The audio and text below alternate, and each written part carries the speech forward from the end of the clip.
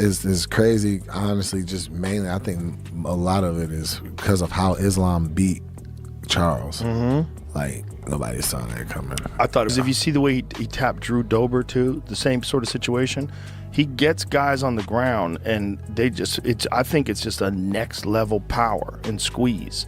Some dudes just have next level squeeze and next level like grappling power, and he's developed that his whole life. He's also enormous for 155.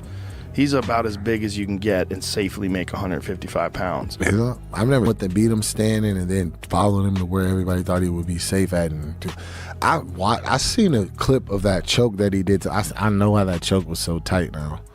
So because most people finish a head and arm triangle, they go into the elbow. The bicep, yeah. He went up higher. He went up higher and then locked it here. Tighter squeeze into it. Well, I think his squeeze is just phenomenal. Like, welcome to Cage Theory, where we study the champions who have transcended the sport entirely.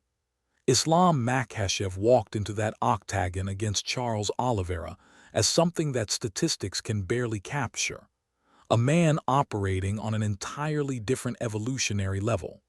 Nobody saw it coming because what happened defied the conventional understanding of MMA dominance. Oliveira, a former champion, a submission specialist himself, a man who had navigated the most treacherous waters of the lightweight division, Islam didn't just beat him. He broke him on his feet first, outstriking a man whose striking had been written off by casual fans for years. And then, when Oliveira retreated to what he thought was safety, Islam followed him there and applied a choke that would echo through fighter circles for the rest of his career. Not because it was quick, because it was engineered. This wasn't brute strength. This was the product of a mind that had deconstructed grappling at a level most fighters never access. When they beat him standing and then followed him to where everybody thought he would be safe at. And I seen a clip of that choke that he did. I know why that choke was so tight now.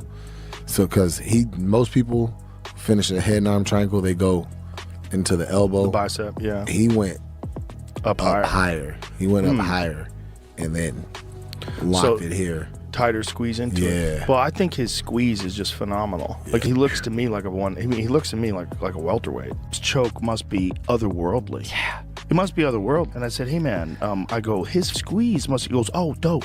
I had him demonstrate a choke on me. And I thought it was gonna be fun. You know, like, show me how you do that. Show me how you do it. He goes, dude, grabbed a hold of me. I was like, oh, this guy's gonna choke me. And that's DC. Yeah. The choke itself became a case study in technical mastery that separated Islam's universe from everyone else's.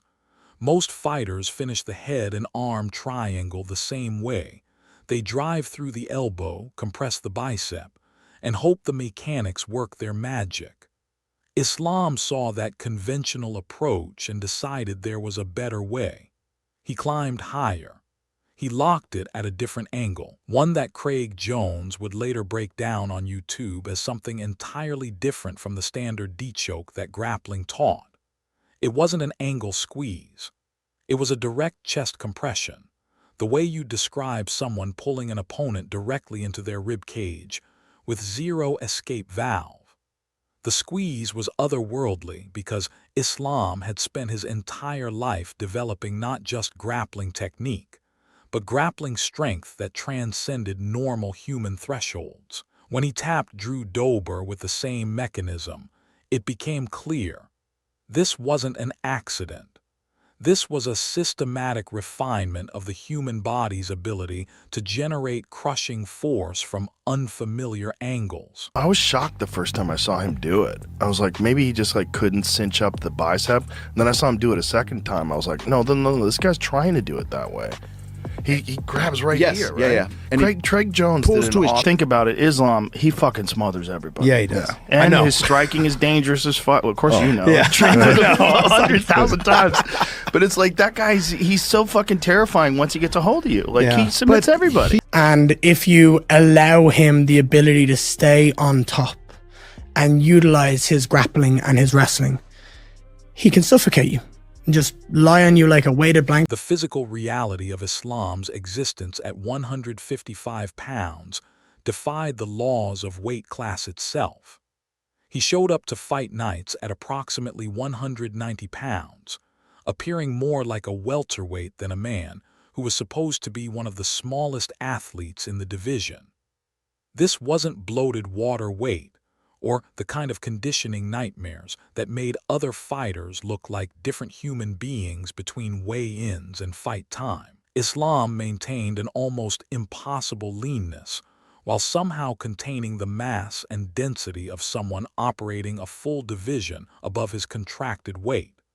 It made his grappling exponentially more dangerous.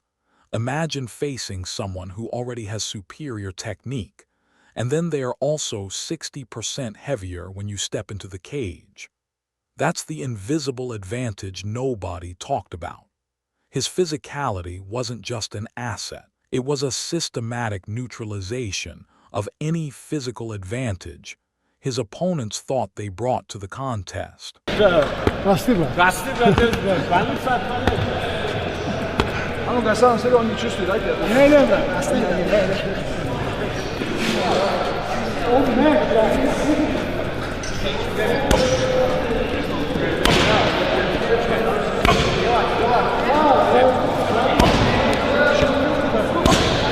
The speed and precision of Islam's striking had been criminally underrated by fans who'd only watched the highlights reel of wrestling and submission.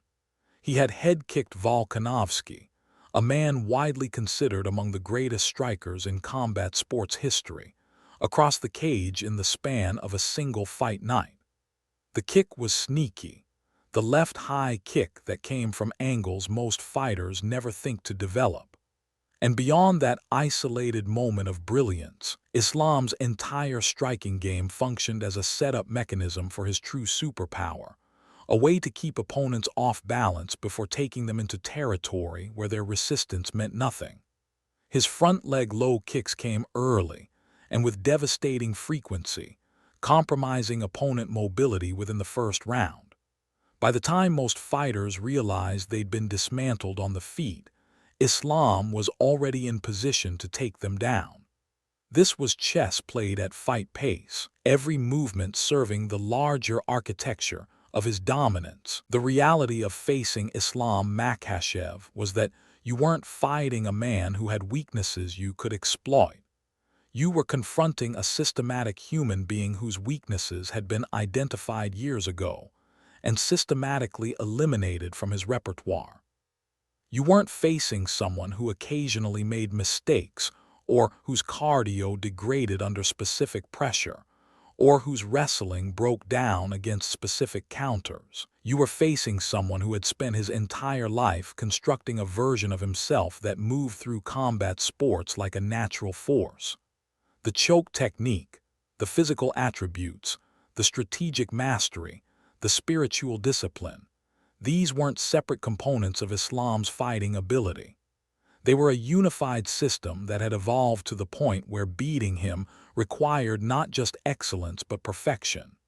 And perfection doesn't usually show up to title fights. This is cage theory.